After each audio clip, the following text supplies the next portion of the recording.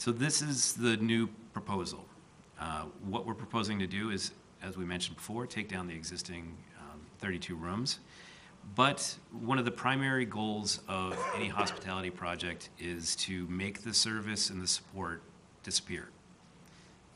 So what we are trying to do is take the new structure and anchor it to the existing clubhouse through a support node, which happens to be right here. And it ends up being the buffer between the existing structure, borders on the kitchen, and then cuts down to a below-grade support space that's existing. And that way we can have all of our laundry and all of the support and all the room service can disappear into the body of the building without affecting any of the guests. Our project is these 120 rooms, or 28 rooms. We've organized that as a reflection of the site. Up on this north side, it starts out wide at the arrival of the project, and then thins down, and we kind of like to call it the prow of the boat.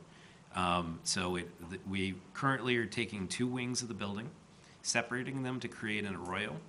We wanted to feel like it create a space that felt like a desert condition and some of the landforms that we find out here. So our project becomes sort of an artful interpretation of the desert landscape. As far as structure goes and architecture, we're taking cues from the existing building.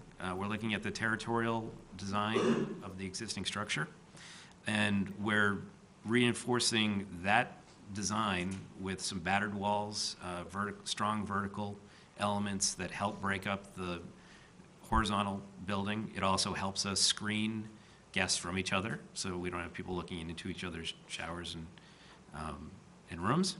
And then that strong vertical element also recalls the existing rooms, where each one of those rooms has a chimney, and it becomes a very dominant architectural element. As you can see from the east side, the building drops down, and as mentioned before, this side is actually 5 stories, but we're hiding that height by going down, because we're actually using the slope of the site, and so that this lower floor becomes the desert view. It's actually it's about half a story lower than the existing clubhouse.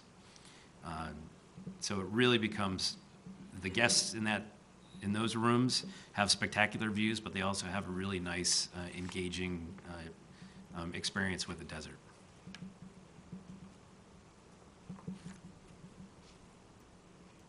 So again, one of our main features was to spread, kind of a wishbone plan, is to take our new room wings, widen them out, again, to create a really welcoming, amazing space.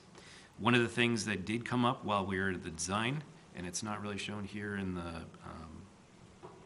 this model, but directly across the street from our site is a connection into a major trail connection. So what we'd really like to do is do an outreach and create a space that we can have as a waypoint for bicyclists and hikers. And what we're planning on doing is doing a small cafe or coffee shop right here on this lower part, have a little plaza where where bikers can stop on their way after they've made it to the pinnacle of their ride. Stop by, come in here, and eventually maybe on their way back, maybe they'll stop in and have a beer at the bar. As the space starts to pinch down, this is where this becomes the canyon space. And one of the art features that we have in the space is a stairwell, a support node, and then an elevator core that we're positioning in such a way that it looks like a bit of a mesa. Our materials palettes are reflecting that southwest flare, but we're doing it in a little bit more of a modern interpretation. So we are taking the lighter color of the existing clubhouse and running with that, but on top of that, we're interweaving the copper, and we're proposing a copper-like material that will clad the elevator core. We're also, one of the things that the entire building is experienced from our neighborhood is from below, looking up at the structure.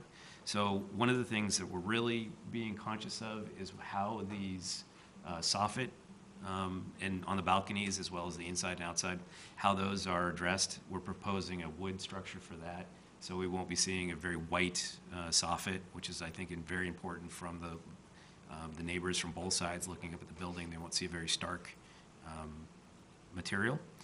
And then as far as the background goes, as far as our accent material, overlaid that white stucco, we're proposing a Sujibon finish, which is actually a Japanese interpretation of taking a wood and burning it, and it caramelizes the wood itself. It becomes a very strong bug and rot resistant material, and it becomes something that's very textural, and to us it ties into the storylines of the fires we have in between the copper and the darkness of the wood, and then within the darkness of the wood you can see the warmth of the natural wood below that. So all of those elements start to come together and really play pretty well.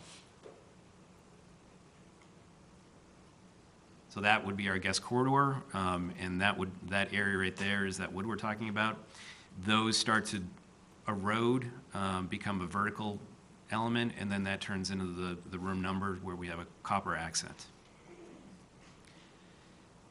Second part of our phase 1 development is the convention space down to the southwest corner. Organizationally, we looked at a number of different locations to keep this, and then when we discovered that we wanted to pull it away from the building, it really started to work out really well. One of the things we're trying to do is protect our neighbors from any noise that may happen from weddings or events.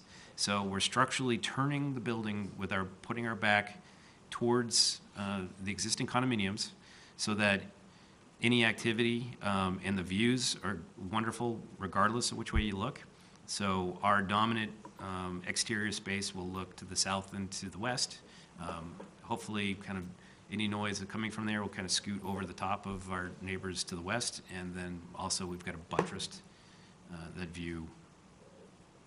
buttressed our neighbors to the east.